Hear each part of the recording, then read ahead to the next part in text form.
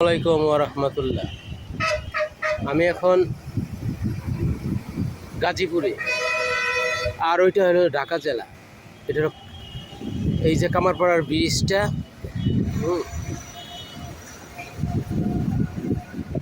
এই যে হলো কামারপাড়ার ব্রিজ।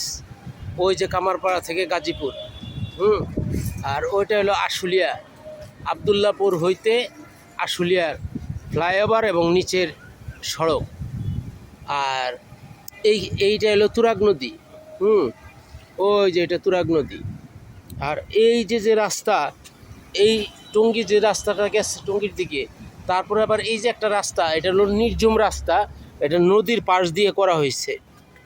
এই যে এইখান দিয়ে নিরিবিলি, এই জায়গা দিয়ে একটু রাত হইলে বা একটু নিরিবিলি হইলে চুরি ছিনতাই এবং নানান ধরনের ঝুঁকির মুখে পড়তে হবে এই রাস্তা দিয়ে চলাচল করলে।